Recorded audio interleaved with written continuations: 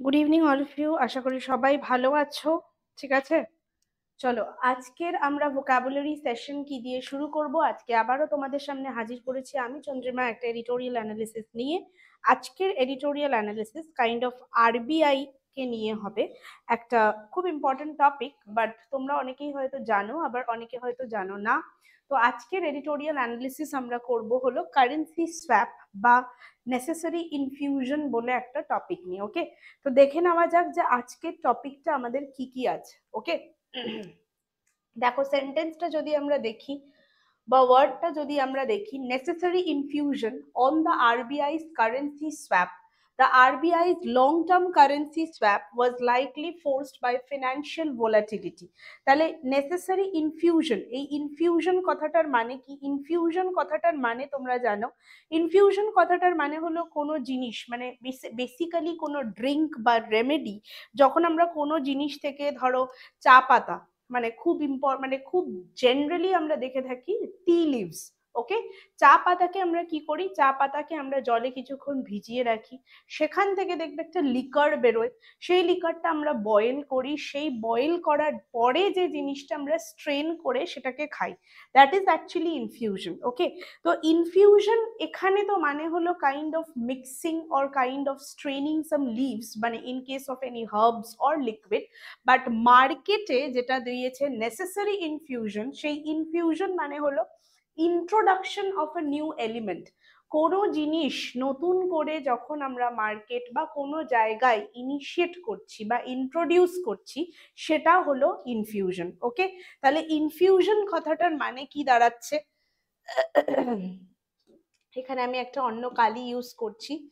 Infusion কথাটার মানে generally কি দাঁড়াচ্ছে, অ্যাজ পার দ্য প্যাসেজ যদি আমরা ইনফিউশন কথাটার মানে নিই, that is introduction of a new element. Okay, introduction of a new element, সেটাকে আমরা কি বলছি? Infusion. Okay, introduction of a new element, সেটাকে আমরা বলছি হলো ইনফিউশন। ঠিক আছে, তো ইনফিউশন মানে হলো এই, মানে কোনো জিনিস এরকম করে নতুন ভাবে চালু করে, সেই নেসেসারি ইনফিউশনটা কি? On the RBI's currency swap. তাহলে আমার নতুন জিনিস যেটা ইনফিউজ করছে আরবিআই বা আমাদের সেন্ট্রাল ব্যাংক অফ ইন্ডিয়া, সেটা হলো কারেন্সি সোয়াপ। না, what is meant by currency swap? Currency সোয়াপটা হলো একটা এগ্রিমেন্ট কাইন্ড অফ। ঠিক আছে, কিসের এগ্রিমেন্ট? যখন দুটো পার্টিস থাকে, দুটো পার্টি হতে পারে, দুটো কোনো গ্রুপস হতে পারে, তারা যখন এক্সচেঞ্জ করে প্রিন্সিপাল অ্যামাউন্ট লোনের বা principal amount and interest payments, মানে তুমি একটা পার্টি আমি একটা পার্টি, সেই পার্টি কি করবে? লোন অ্যামাউন্টটাকে দুজনের মধ্যে ভাগ করবে, এবং তাদের যে ইন্টারেস্ট থাকবে সেই ইন্টারেস্টটাকে আমরা কি করব? পেমেন্টস হিসেবে ভাগ করবো, and obviously over a set of period বা a period of time. That is actually known as currency swap. Swap কথাটার মানে যদি শুধু সোয়াপ কথাটার মানে জানি, শুধু সোয়াপ কথাটার মানে হলো এক্সচেঞ্জ বা ইন্টারচেঞ্জ। তোমাদের ইংলিশে একটা সিলেবাস বা একটা টপিক আছে দেখবে ইংলিশে, that is known as word swap. Recently SBI ক্লার্কেও প্রচুর দিয়েছে এই ওয়ার্ড সোয়াপ থেকে এক্সাম্পলস। ওয়ার্ড সোয়াপটা কি? একটা পার্টিকুলার তোমাকে সেন্টেন্স দেওয়া হবে, সেখান থেকে ওয়ার্ডগুলো কি করে দেয়? ওরা বোল্ড করে দেয়, এবং বোল্ড ওয়ার্ডস গুলোকে দেখতে হবে তাদের পজিশন ঠিকঠাক আছে কিনা। এটা হলো সোয়াপ কথাটার মানে। তাহলে কারেন্সি সোয়াপ কথাটার মানে বোঝা গেল। কারেন্সি সোয়াপ কথাটাই বা কারেন্সি সোয়াপটাকেই আরবিআই কি করতে চাইছে? মার্কেটে ইন্ট্রোডিউস করছে। তো what is the new element that is being talked about in this particular editorial? That is currency swap. RBI এর যে লং টার্ম কারেন্সি সোয়াপ, সেটা কি করছে? ওরা নতুন ভাবে মার্কেটে ট্রিগার করছে বা ইনিশিয়েট করছে। ওকে, তো currency swap was likely forced by financial volatility. তাহলে ফিনান্সিয়াল ভোলাটিলিটি কি হবে? ফিনান্সিয়াল ভোলাটিলিটি জেনারেলি কথাটার মানে কি? ভোলাটাইল মানে হলো যেটার খুব হাই রিস্ক থাকে, যেটা খুব তাড়াতাড়ি উবে যায়। দেখবে ন্যাপথলিনকে বলা হয় volatile substance. Why? Because naphthalene যদি তুমি এয়ার বা খোলা অ্যাটমসফিয়ারে রেখে থাকো, সেই অ্যাটমসফিয়ারে কি আসবে? সেই অ্যাটমসফিয়ার থেকে খুব তাড়াতাড়ি উবে যায়। তো মার্কেটে ফিনান্সিয়াল ভোলাটিলিটি মানে কি? ফিনান্সিয়াল ভোলাটিলিটি মানে হলো যখন মার্কেট বা সিকিউরিটি হঠাৎ করে আনপ্রেডিক্টেবল, বা ধরো কোনো সময় প্রাইস মুভমেন্টস যেখানে খুব তাড়াতাড়ি ফ্লাকচুয়েট করে, চেঞ্জ হয়, সেটাকে বলা হয় financial volatility. Okay, financial volatility মানে হলো, মানে higher the financial volatility, higher is the risk concerned. Okay, মানে যত বেশি মার্কেট ভোলাটাইল হবে তত বেশি কিন্তু রিস্কও মার্কেটে অ্যাক্ট করে। তো সেটাই হলো আমাদের ফিনান্সিয়াল ভোলাটিলিটি। তাহলে আই থিঙ্ক সো এই টার্মগুলোর মানে ক্লিয়ার। এগুলো সবই তোমরা জিএতে পড়ে থাকবে কোনো না কোনো সময়, বাট স্টিল আমার থেকে হয়তো বেশি ভালো জানতে পারবে যে কি জিনিসটা, তবুও আমি বলে দিচ্ছি। এবার দেখো প্যাসেজ শুরু হচ্ছে। The Reserve Bank of India's recent decision to inject an additional $10 billion। তাহলে ইনজেক্ট কথাটার মানে, ইনজেকশন কথাটার মানে সবাই জানো, ইনজেক্ট মানে কোনো জিনিস সূচনা করা, ইনিশিয়েট করা। তাহলে ইনজেক্ট মানে কোনো জিনিস ফোর্স করা। সিরিঞ্জ দিয়ে যখন আমাদেরকে ভ্যাকসিনেশন দেওয়া হয়, বা ধরো কোনো জিনিস তোমার কেটে গেছে, তুমি কোনো টেটেনাস বা অ্যান্টি টেটব্যাক নিতে গেছো, তো তখন আমাদের সিরিঞ্জটা কি করা হয়, স্কিনের অগেনস্টে পুশ করা হয়। তো সেই ফোর্সফুল কোনো জিনিস যদি ইনস্টিগেট করা হয় ফোর্স বা পুশ দিয়ে, সেটাকে বলা হচ্ছে inject. Okay, to inject an additional $10 billion into the financial system through a dollar or rupee swap auction. তাহলে কি বলতে চাইছে ভালো করে বোঝো। তাহলে আমাদের টপিকটা ছিল ইনফিউশন। কি ইনফিউজ করতে চাইছে আরবিআই? কারেন্সি সোয়াপ ইন্ট্রোডিউস করছে। সোয়াপ মানে আমি তোমাকে বলেছি, এবার দেখো প্যাসেজটাও কিন্তু সেই হিসেবে দিয়েছে যে অ্যাডিশনাল কত বিলিয়ন, 10 বিলিয়নকে ওরা কি চাইছে, ডলার্সকে ফিনান্সিয়াল সিস্টেমে ইন্ট্রোডিউস করতে থ্রু আর ডলার রুপি সোয়াপ। মানে আমাদের ডলার, আমাদের রুপি আর বাইরের দেশের ডলার যেটা, সেটার মধ্যে একটা সোয়াপ হবে। আর অকশন মানে সবাই জানো, অকশন মানে হলো জেনারেলি যেটাকে আমরা বলি নিলাম। গুডস বা এই জাতীয় জিনিস যখন হাইয়েস্ট বিডিং প্রাইসে সেল করা হয়, ঠিক আছে, তখন সোয়াপ মানে তুমিও রাজি হবে, আমিও রাজি হব। তো কোনো তো একটা ভ্যালিউ স্থির করতে হবে, ফিক্স করতে হবে, সেটাকে বলা হচ্ছে auction.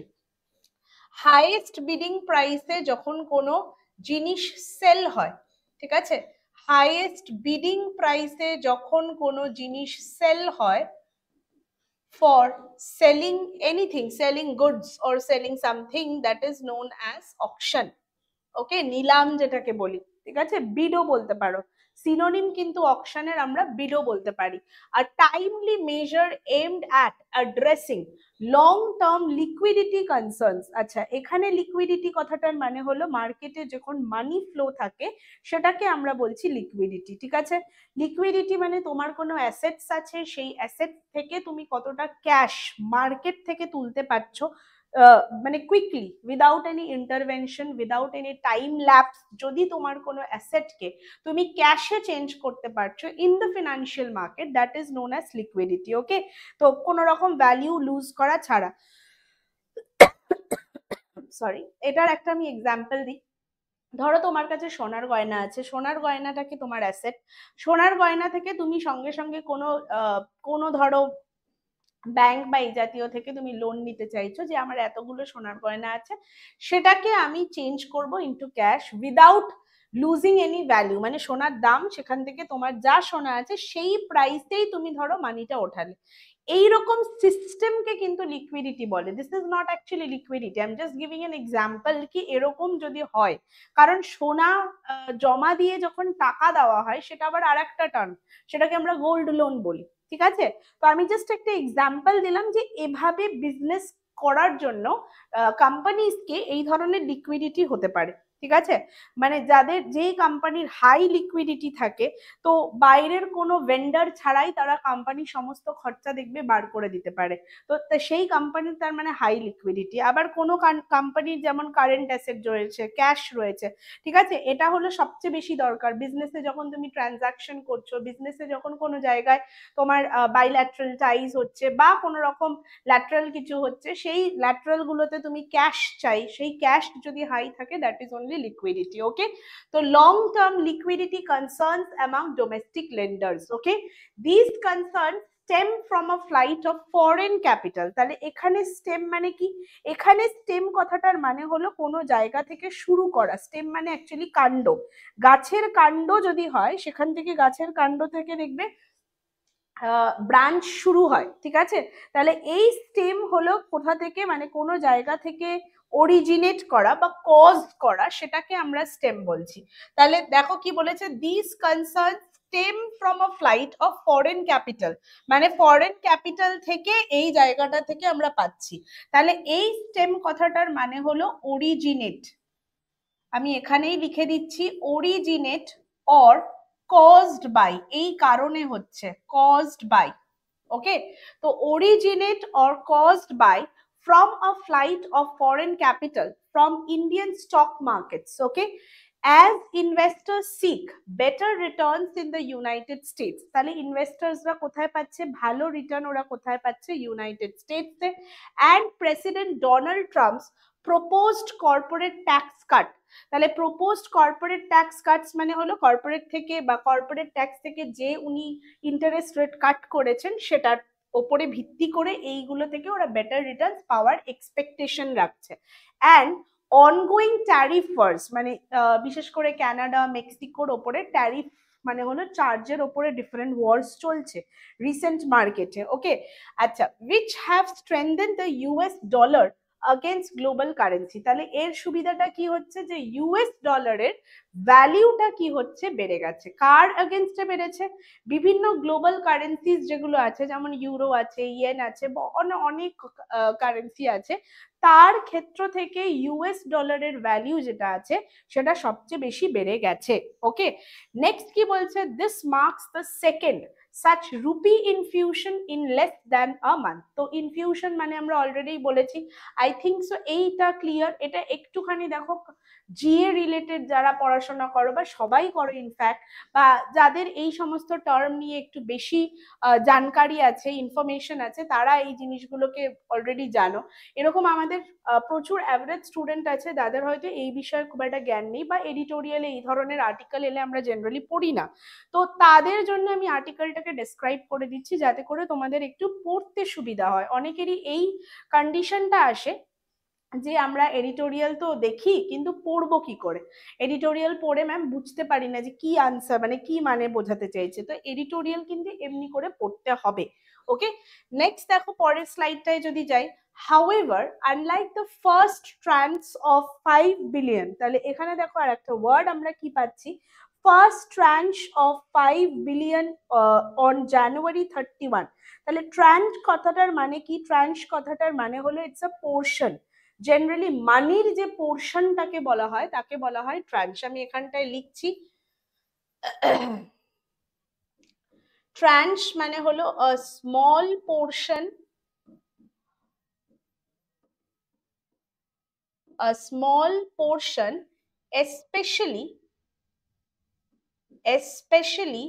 money related, okay, that is called tranche। তো tranche of 5 billion, ঠিক আছে, on January 31 which had a 6-month tenure। তাহলে which had a 6-month tenure কথাটার মানে কি, টিনিওর অনেক সময় তোমরা পড়েছো, টেনার কথাটার মানে টেনার, অ্যাকচুয়ালি আর এর উচ্চারণটা এখানে হয় না। টেনার কথাটার মানে হলো যেগুলো জেনারেলি দেখবে স্যাক্সোফোন শুনে থাকবে, স্যাক্সোফোন হলো একটা মিউজিক্যাল ইনস্ট্রুমেন্ট, সেই মিউজিক্যাল ইনস্ট্রুমেন্টের যখন হাইয়েস্ট নোট থাকে, মানে জেনারেলি মেয়েদের থেকে ছেলেদের গলা একটু ভারী হয়, ঠিক আছে, তো যখন তারা হাইয়েস্ট পিচে পৌঁছয় সেটাকে বলা হয় টেনার। ঠিক আছে, টেনার কথাটার ফিনান্স রিলেটেড মানে হলো, অ্যাকচুয়ালি এটা যেহেতু আমাদের ফিনান্সিয়াল মার্কেট রিলেটেড প্যাসেজ, তো এখানে টেনার মানেটা হলো একটা কন্ট্রাক্ট, ফিনান্সিয়াল কন্ট্রাক্ট যেটার amount of time before that contract expire করার আগে। মানে কি, ধরো কোনো কন্ট্রাক্ট হচ্ছে, কোনো এগ্রিমেন্ট হয়েছে, সেই এগ্রিমেন্টের তো একটা কন্ট্রাক্টের এক্সপায়ারি ডেট থাকে, তো সেই কন্ট্রাক্ট এক্সপায়ার করার আগে, ঠিক আছে, যে টাইমটা দেওয়া হয়, ঠিক আছে, যে টাইমটা দেওয়া হয় কন্ট্রাক্ট এক্সপায়ারির আগের যে টাইম পিরিয়ডটা দেওয়া হয়, that is actually known as tenor in case of financial provisions. Okay, তো সেই মানে টেনার কথাটার মানে হলো ইটস দ্য টাইম। আমরা যদি এখানে লিখিও, একটা তোমরা জানো ওয়ার্ড, একটা হয় টিনিওর, TENURE, সেটার মানেও কিন্তু স্প্যান, কিন্তু এই স্প্যান অফ টাইম আর ওই স্প্যান অফ টাইমের মধ্যে কিন্তু একটু ডিফারেন্স আছে। এই টেনার কথাটার মানে হলো অ্যামাউন্ট অফ টাইম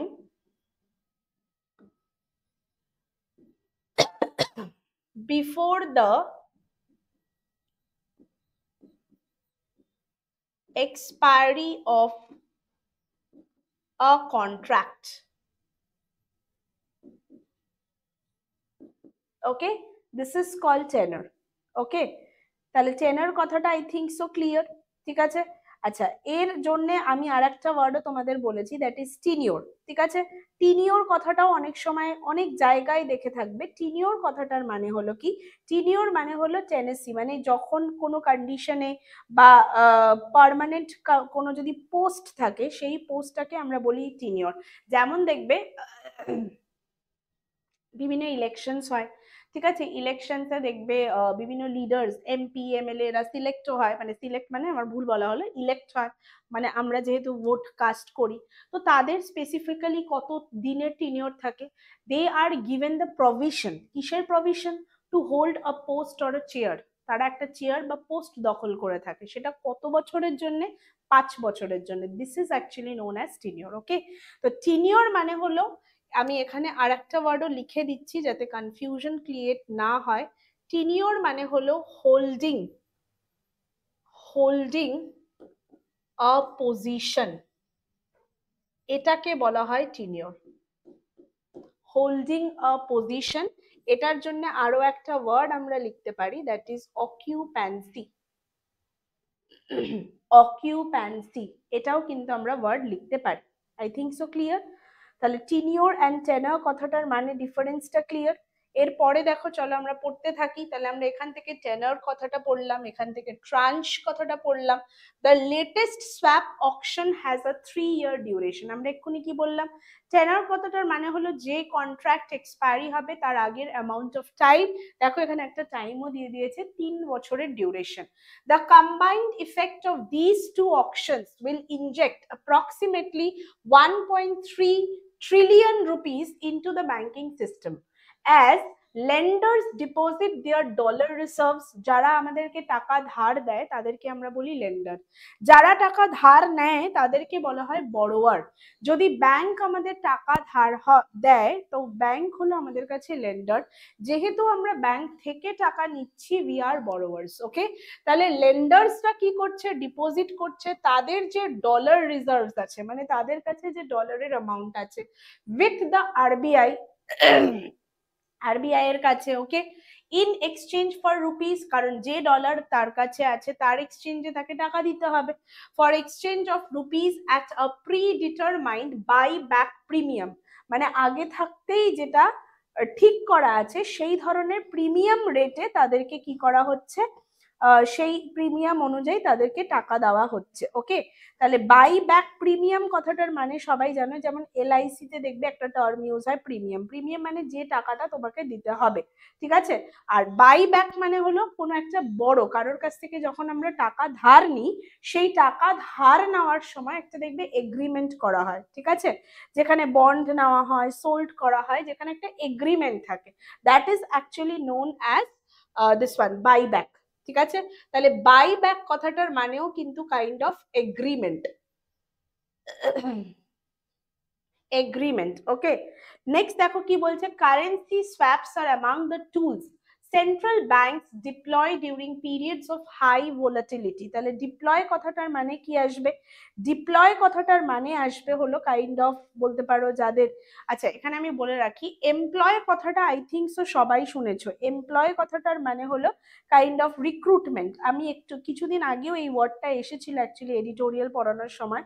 সেই ডিপ্লয় কথাটার মানে হলো যখন আমরা আমাদের ট্রুপস, মানে বেসিক্যালি আর্মি বা এই জাতীয় কোনো মিলিটারি ট্রুপসকে কোনো জায়গায় পজিশন দিই বা তারা যখন মুভমেন্ট করে সেটাকে বলা হয় ডিপ্লয়মেন্ট। পজিশন বলতে পারো, স্টেশন বলতে পারো, তো এই ওয়ার্ডগুলো সিনোনিম হতে পারে। ঠিক আছে, ডিপ্লয় কথাটার সিনোনিম যদি হয় তো উই ক্যান রাইট স্টেশনড। স্টেশন মানে কিন্তু প্ল্যাটফর্ম নয়, স্টেশন মানে কোনো জায়গায় তাদের পজিশন ফিক্স করা, তো পজিশনড। ঠিক আছে, মুভমেন্ট অফ মিলিটারি টুলস। তো এখানে হলো মিলিটারি তো নয়, এখানে কি বলেছে, central banks deploy during periods of high volatility, মানে যখন মার্কেটে হাই রিস্ক থাকে।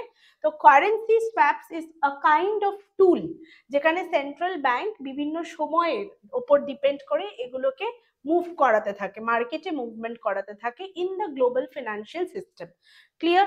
This measures have the primary aim of stabilising the local currency. তাহলে এই এই জিনিসগুলোর, ঠিক আছে, এই জিনিসগুলোর কন্ডিশন কি আছে, this measures have the primary aim, তাহলে এদের প্রথম বা প্রধান টার্গেটটা কি, প্রধান টার্গেট হলো স্টেবিলাইজ করা। স্টেবিলাইজ মানে কোনো জিনিস স্টেবল করা, ঠিক আছে, মানে যেটা এক্সট্রা কিছু না হয়ে যায় সেটার খেয়াল রাখা।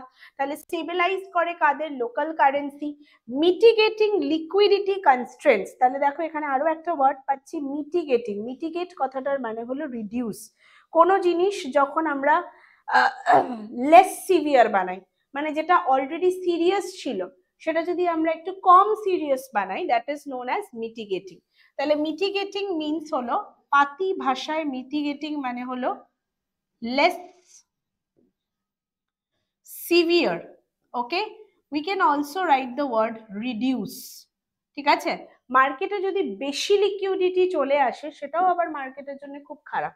তাহলে মার্কেট থেকে পুরোপুরি লিকুইডিটি বাঁচাতে বা লিকুইডিটি যাতে এক্সেসিভ অ্যামাউন্টে না হয়, তখন এরা এই কাজগুলোকে করে। ঠিক আছে, in the domestic financial system and curbing, curbing কথাটার মানেও কিন্তু kind of reduce. Okay, curbing inflationary pressure, কারণ ইনফ্লেশন মানে তোমরা জানো প্রাইস হাইক।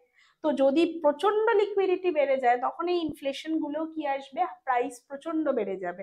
তো সেটাকে তো আমাকে রুখতে হবে।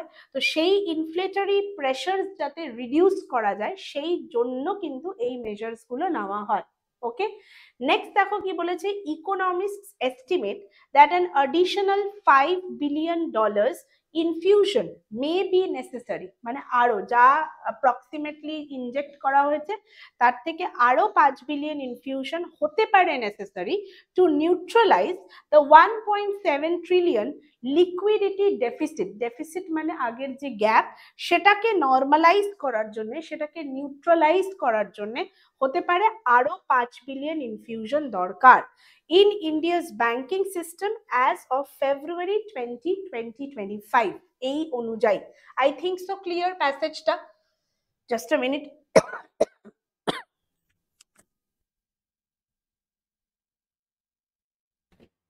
Next দেখো,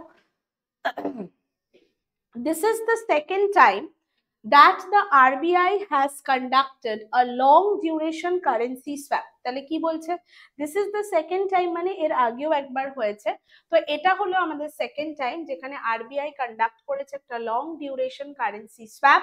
The first was in 2019. The first was in 2019 in response to global financial volatility during Mr. Trump's first term amid trade tariff tensions. তাহলে ট্রেড ট্যারিফ, ট্যারিফ কথাটার মানে কি, ট্যারিফ কথাটার মানে হলো charge.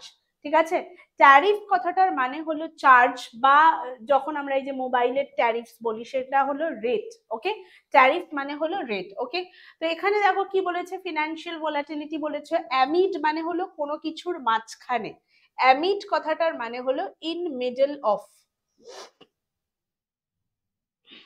in middle of trade tariff tensions and tax cuts. Okay, however, unlike 2019 when India's foreign exchange reserves were rising, মানে foreign exchange reserves কি হচ্ছে, যখন বৃদ্ধি পাচ্ছে, ensuring dollar availability while rupee liquidity remained constrained.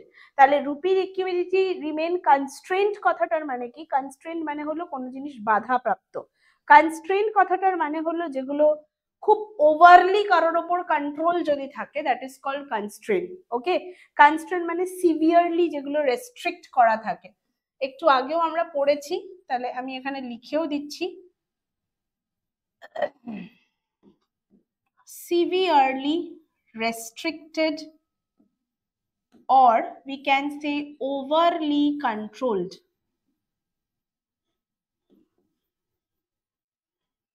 Overly controlled.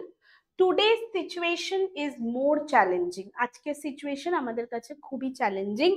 Between October 2024 and February 21, 2025 the rupee has depreciated। তাহলে এটাও তোমরা জানবে, ডেপ্রিসিয়েশন কথাটার মানে হলো ভ্যালু কমে যাওয়া, ঠিক আছে।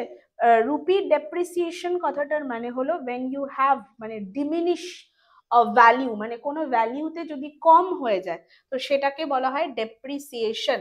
তাহলে ডেপ্রিসিয়েশন কথাটার মানে হলো ডিমিনিশ ইন ভ্যালিউ, মানে কোনো জিনিসের ভ্যালিউ কমে যাওয়া, সেটাকে বলা হয় কিন্তু ডেপ্রিসিয়েশন।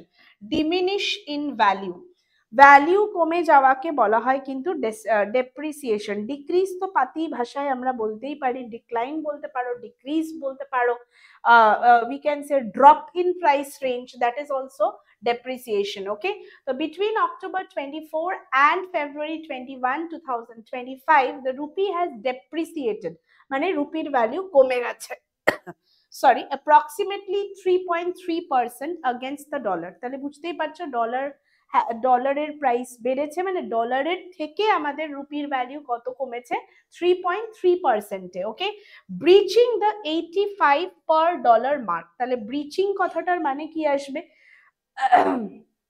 ব্রিচিং কথাটার মানে কি আসবে, ব্রিচিং মানে হলো কোনো জিনিস যখন দেখবে একটা ব্রিচ বলা হয়, মানে হলো একটা গ্যাপ, কোনো জিনিসের ব্রেক থ্রুকে আমরা কি বলছি, ব্রিচ।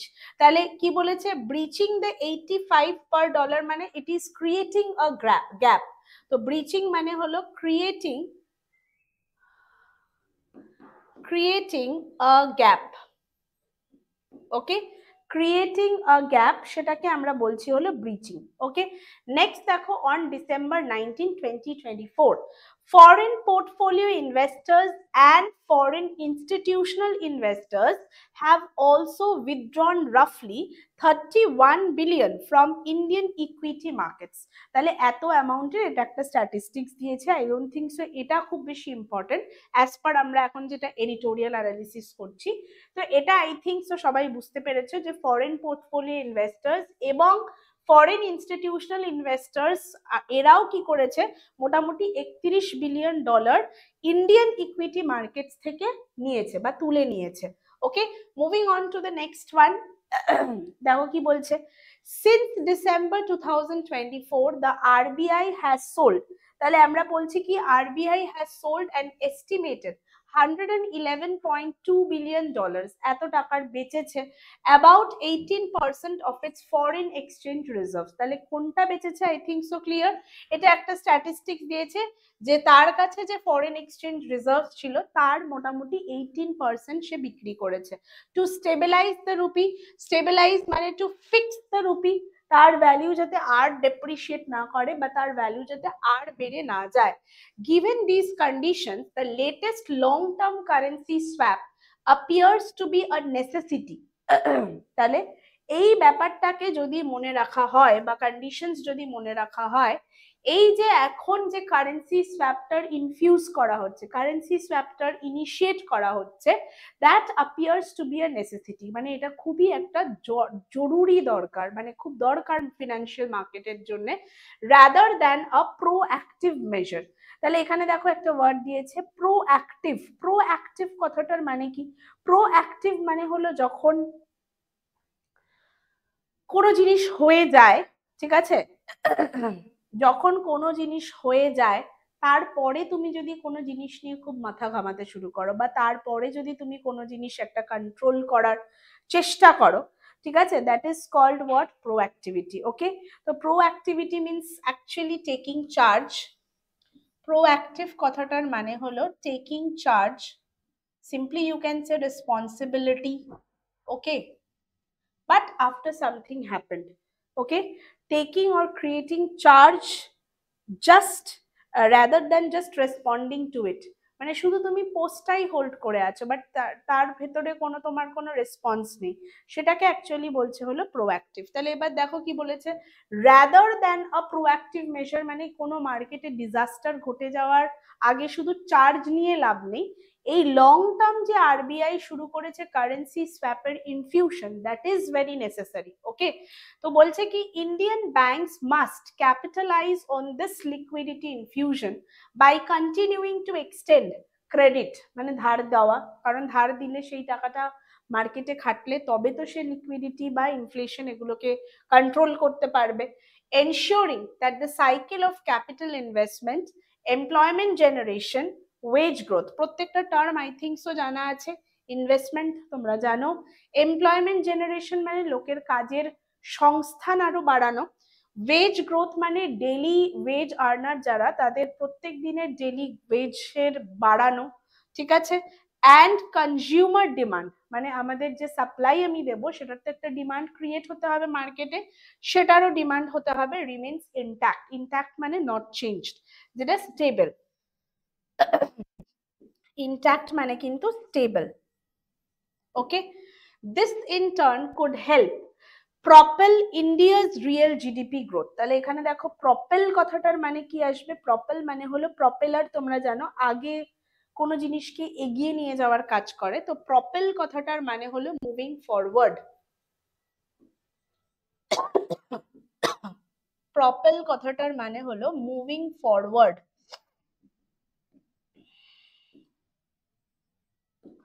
Okay, India's real GDP growth beyond the current 6.4% despite prevailing global economic headwinds. তাহলে এখানে দেখো headwinds কথাটার মানে কি, despite মানে হলো এটা ছাড়াও, ঠিক আছে। prevailing economic headwinds কথাটার মানে, headwinds মানে হলো কোনো জিনিস ধরো আচানক কিছু হয়, মানে যেটা অপোজিং, মানে যেটা সামনে দিয়ে আসছে সেই ফরওয়ার্ড মোশনটাকে আমি অপোজ করছি, সেটাকে বলা হয় হেডউইন্ড।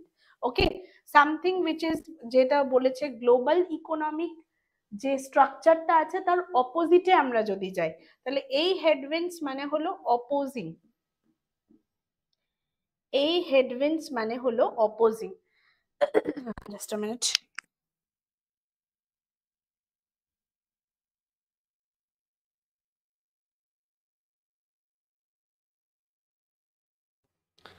I think so clear, yes or no? ঠিক আছে, এটা দেখো আমাদের এডিটোরিয়াল অ্যানালিসিস ছিল, তো আমরা এখন যেটা করব,